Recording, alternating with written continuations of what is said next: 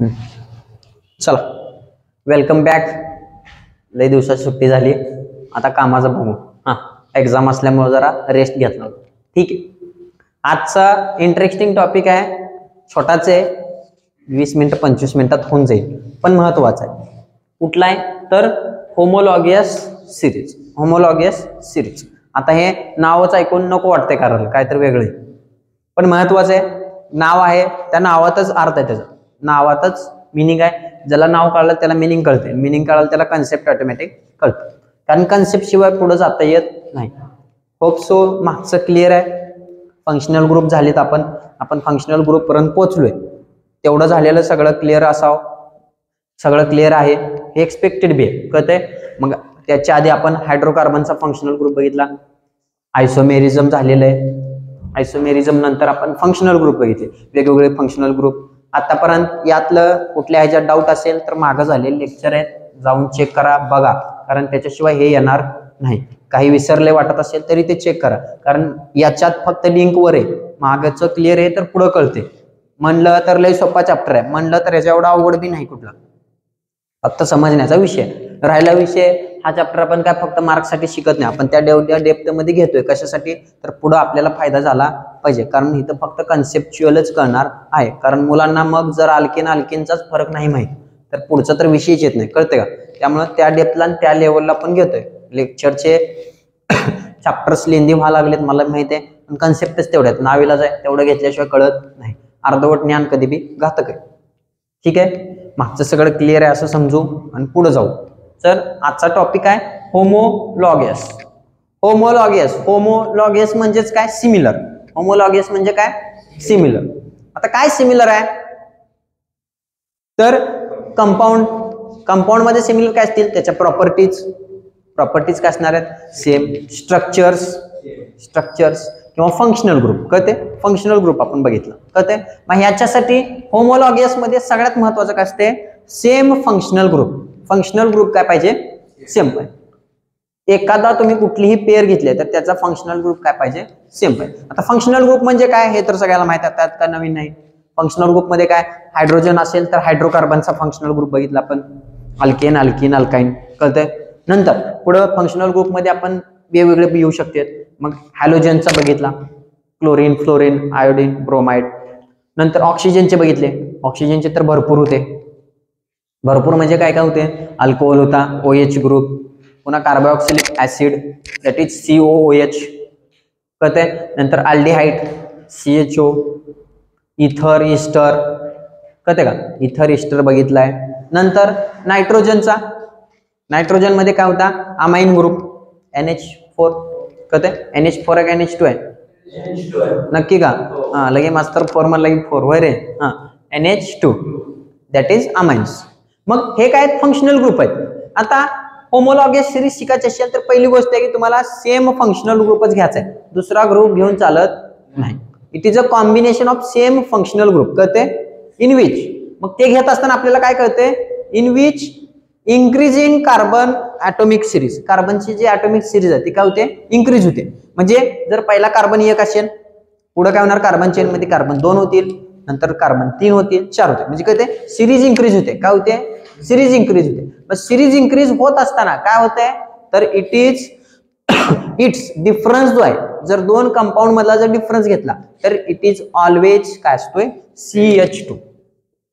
इथे असतोय CH2. प्रत्येक ग्रुप मधला डिफरन्स किती असतोय, CH2 चा असतो. कुठं असतोय, CH2. CH2 कोण आपल्याकडे सांगा, मिथेलिन, कळते का, ENE. CH2 एक कार्बन आणि 2 हायड्रोजन कुठे येतात, मिथेलिन, कळते का, मिथेनला ENE चा ग्रुप, मिथेलिन युनिट, याला काय म्हटलं जाते, मिथेलिन युनिट. म्हणजे तुम्ही होमोलॉगियस सिरीज मध्ये कुठलीही सिरीज घ्या, कसली सिरीज घ्या, त्यांचा डिफरन्स ऑलवेज किती असणार आहे, CH2 चे येणार आहे, कळते. त्यांचा डिफरन्स ऑलवेज काय असणार आहे, CH2, डिफरन्स बदलत नाही, कळते. आता एक्झाम्पल समजून घ्या म्हणजे तुम्हाला व्यवस्थित समजून जाईल, अंडरस्टँडिंग विल. आता एक्झाम्पलला बघू, एक सिरीज घ्या, अल्कोहोलची सिरीज घेतली समजा आपण. कुठली घेतली, अल्कोहोलची सिरीज. अल्कोहोल मध्ये बघा, अल्कोहोल म्हणजे काय, फॉर्म्युला काय, ROH. अल्कोहोलची सिरीज काय ROH.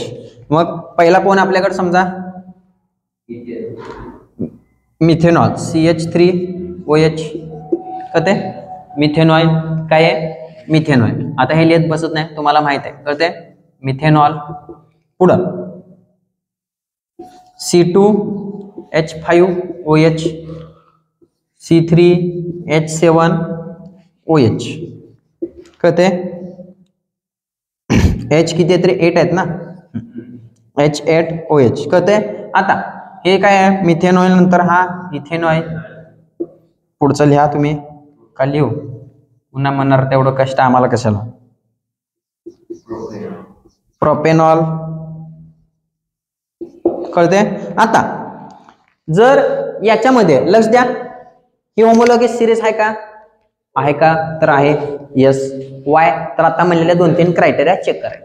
पहिली गोष्ट इंक्रीजिंग कार्बन ॲटम्स. इथं बघा 1 आहे 2 आहे 3 आहे कळते का. आपण कसं लिहितो CH2 CH3 CH2 CH3 कळते का. पण इथं काय कंबाईन मध्ये केले कळते. 2 कार्बन 5 हायड्रोजन कळते. त्यात किती येतात. हा आता हे कुठला आपण सिरीज मध्ये पहिली काळजी काय घ्यायची आपल्याला सेम सिरीज पाहिजे. फंक्शनल ग्रुप बघा अल्कोहोलचाच घेतलाय मी नवीन घेतलाय का. त्याच्यानंतर सिरीज मध्ये कार्बन ॲटम्स इन्क्रीज होते असं होमोलॉगस सिरीजचं म्हणणं आहे. बघा होतात का 1 होता 2 झाले 3 कधी कंटिन्युअस इन्क्रीज व्हाले. नंतर पुढची सगळ्यात महत्त्वाची गोष्ट काय डिफरन्स जो आहे तो कधी बी काय होतोय मिथेलिन युनिट आहे. डिफरन्स किती होतोय methylene unit that is CH2. Difference is always CH2. Check करा माझा इकडचा ग्रुप बघितला मी C2H5OH. जर याच्यातनं जर मी माझा पहिला group that is CH3OH subtract केलं ऑलवेज रिमेन्स काय राहणार आहे CH2च मला मिळाला पाहिजे. बघा राहते का OH 5 मधून 3 गेले. आता इथं काय नाही म्हणजे 1 आहे किती राहिला 1 आलं का. C1H2 कळते. ऑलवेज मिथिलिन युनिटच राहणार आहे. क्रॉस चेकिंग साठी दुसरं घ्या C3H8 कसं येईल 7 येईल रे 7 येईल. तेच म्हणून H7OH. वाटलंच तर स्ट्रक्चर काढा कळून जाईल. पुन्हा इथे किती आहे C2H5OH. याला देखील सबस्ट्रॅक्ट करा मायनस पुढं H2च राहतोय आणि C1 चेंज झाली का सिरीज डझंट चेंजेस. कळालं हे विषय समजून घ्या. होपसो कळाला असेल. एक्झाम्पल अजून एक आपण सिरीज घेऊया कळते का. अजून एक सेम फंक्शनल ग्रुपची सिरीज समजा मी कशाची घेतली अल्केनची घेतली. अल्केनची सिरीज. अल्केन मध्ये पहिला कोण आहे समजा CH4 पुढं C2H6 C3H8 नक्की का 3 2 6 2 8 ठीक आहे. आता यांची सिरीज बघा यांची नाव माहित आहेत. हे काय मिथेन इथेन प्रोपेन. आता लक्ष द्या पहिली कंडिशन चेक करायची. मी सिरीज घेतलेली सेम युनिट आहेत सेम फंक्शन ग्रुप आहे अल्केनचा ग्रुप आहे. नंतर कार्बन बघा इन्क्रीज व्हाले का 1 होता 2 होता 3 झालं कळते. आता तिसरी चेक अजून काय करायचं पाहिजे आपण की यांचं काय असलं पाहिजे डिफरन्स जो आहे तो किती होतोय CH2 युनिटच राहतो. Difference is always CH2 unit. Check करा सेकंड ग्रुप माझा C2H6 जर त्यातनं पहिला ग्रुप मायनस केला H4 किती राहिलं रे H2 आणि C. बदललं का कळलं का. म्हणजे कळलं का कुठलीही सिरीज घ्या त्याच्यामध्ये हे गोष्टी तुम्हाला कॉमन दिसणार म्हणजे दिसणारच आहे. C3H8 मायनस C2H6 2C बघा चेंज करा. आता ह्याच्यात महत्वाचं काय आहे अलॉंग साइड लगेच मागची घ्यायचे प्रिव्हियस सिरीज घ्यायचे. नाहीतर एखादं असते एक्स्ट्रा अति हुशार काय करणार C3 मधून C1 मायनस करतो आणि आणून दाखवा म्हणणार मला सेम कुठं आलं माझं कळते का. प्रिव्हियस सिरीजच घ्यायचे कळते का लगेच मागची. तुम्ही अशी कुठली बी घेऊ शकताय 7 नंबर बी घ्या हेक्झेन आणि हेप्टेन घ्या काय प्रॉब्लेम येत नाही. त्यात बी तुम्हाला डिफरन्स किती दिसला पाहिजे CH2च दिसणार आहे कळते का. CH2च येणार आहे. काही फरक पडत चेक करा काही हरकत नाही. घरी जाऊन केलं तरी हरकत नाही किंवा आता करून नंतर अपलोड करा ग्रुपला टाका नाही तर कमेंट्स मध्ये द्या. क्लिअर आहे हे कळालं का. आता 3 गोष्टी कॉमन असतात हे कळायला पाहिजे. Same functional group increasing carbon atoms carbon chain म्हणा किंवा कार्बन ॲटम. नंतर difference is always CH2. Difference किती असतोय CH2. आणि याचं सगळ्यात महत्वाचं स्टार करून महत्वाचा पॉइंट आहे, ॲटॉमिक वेट किती असते, weight mass that is mass. Mass किती असते 14 U दॅट इज 14 डाल्टन. किती असते 14 Dalton. Atomic mass is always किती आहे 14 डाल्टन. ॲटॉमिक मास किती आहे 14 डाल्टन. लक्षात ठेवा. हा 14 डाल्टन मास, मॉलिक्युलर मास किती आहे 14 डाल्टन. आता 14 डाल्टनच का आलं रे, 14 डाल्टनच का आलं, 14 डाल्टनच वाय. तर लक्ष द्या, आपल्याकडे ॲटम्स किती आहेत इथे लिहितो सेपरेट म्हणजे कळून जाईल. आपल्याकडे राहिले किती CH2. कार्बनचा मॉलिक्युलर मास किती आहे 6. कार्बनचं किती आहे 6. आणि हायड्रोजनचं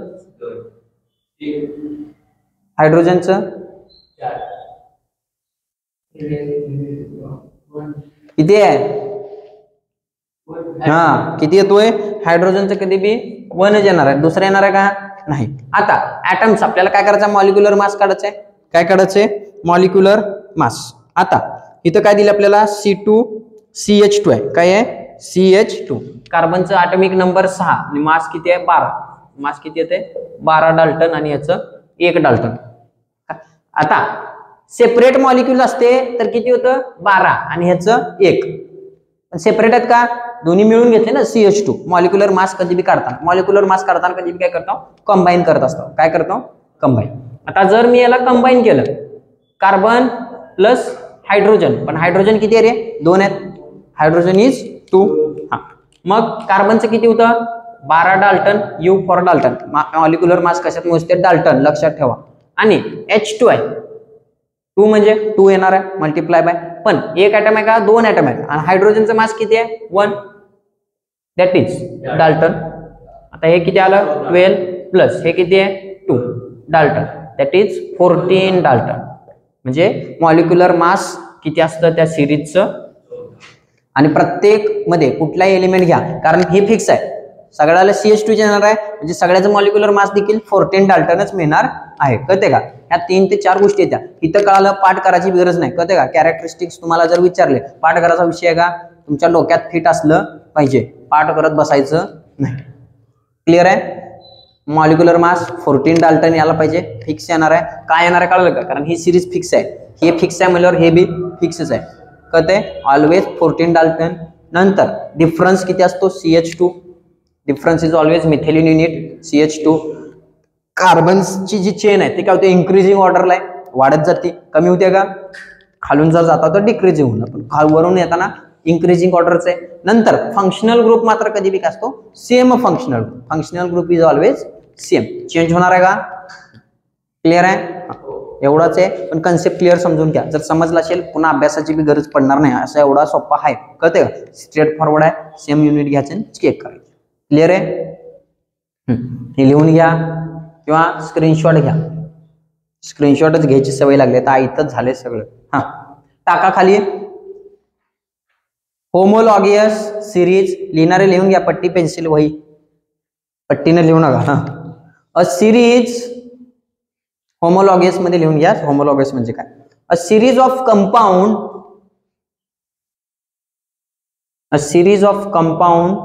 इज फॉर्मड. कशी फॉर्म होते रे, by joining same functional group. Series लक्ष द्या, सेम फंक्शनल ग्रुप आहे ना.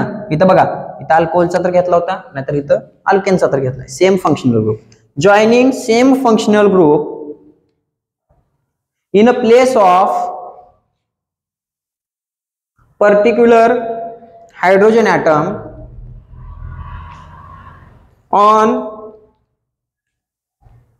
increasing length of carbon atoms. काय वाढत चालले तरी कार्बन atoms वाढत चालले. काय वाढत चाललंय, carbon atom is increasing. Carbon atoms वाढत चाललेले आहेत. ठीक आहे. हा झालं. हा खाली टाका characteristics of homologous series.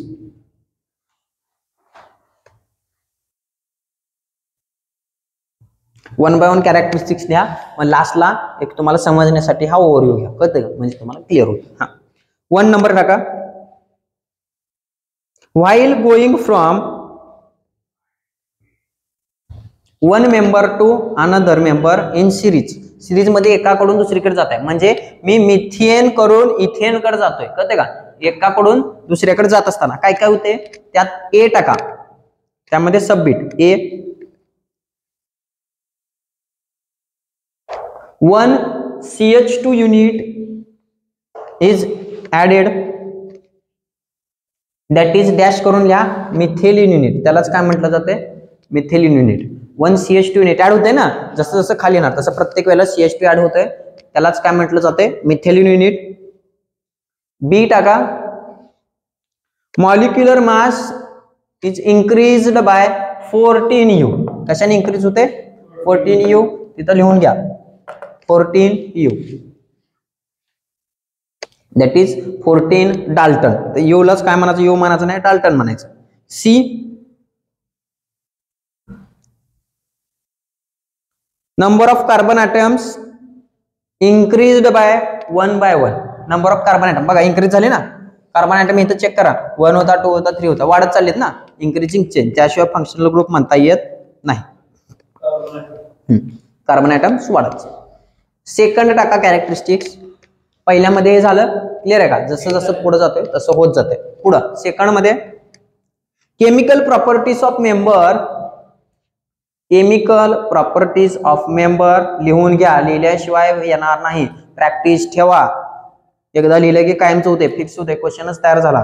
Chemical properties of members of homologous series shows similarity, बरोबर आहे ना, सिमिलर तर पाहिजेच आहेत, कारण का तर सेम फंक्शनल ग्रुप आहे. आता अल्कोहोलची सिरीज आपल्यावर अल्कोहोलच्याच प्रॉपर्टी दाखवणार ना त्यांना, का दुसऱ्या प्रॉपर्टी दाखवणार आहे. अल्कोहोल मध्ये तुम्ही कार्बोक्सिलिक ऍसिड घेऊ शकता का, नाही, जी आहे त्याच्या रिलेटेड सेम फंक्शनल ग्रुप येणार आहे. Third, the physical properties of members of homologous series, physical properties of members of homologous series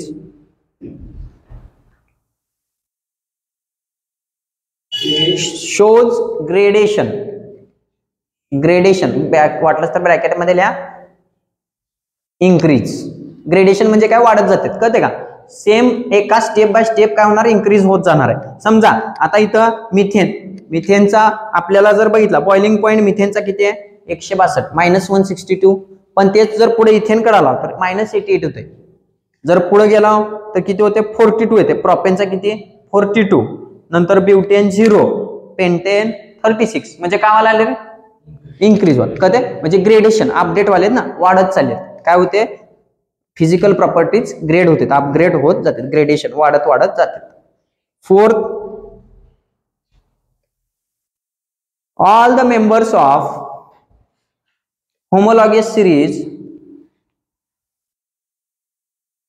can be represented by same general formula, बरोबर आहे ना, आपण तर हे दाखवलंच आहे. अल्केनसाठी मी प्रत्येक अल्केनच्या ग्रुपला वेगळा फॉर्म्युला घेतला का, एक फॉर्म्युला घेतला CnH2n+2, कळते का, तोच सगळीकडे लागते ना, एकच फॉर्म्युला सगळीकडे लागू आहे. तसंच इथं अल्कोहोल साठीचा R-OH हाच फॉर्म्युला सगळीकडे लागू आहे ना, त्यात बदलते का, कळतंय, म्हणजे सेम फॉर्म्युला असतो, जनरल फॉर्म्युला जो आहे तो काय होणार आहे सेमच राहणार, चेंज होत नाही. ठीक आहे, आता हे खाली स्टेप बाय स्टेप करून घ्या. एक फंक्शनल ग्रुप घ्या, त्याच्यासाठीच हे डाटा घ्या, नंतर इथं फंक्शनल ग्रुप अल्कोहोल टाका वाटलं अल्कोहोलचं घेऊन, नंतर इकडं अल्केनचा घ्या, म्हणजे तुम्हाला क्लिअरिफिकेशन होते. इथं वर मॉलिक्युलर मास, इथं कन्सेप्ट लिहून घ्या वाटलं असतं, काय हा मॉलिक्युलर मास,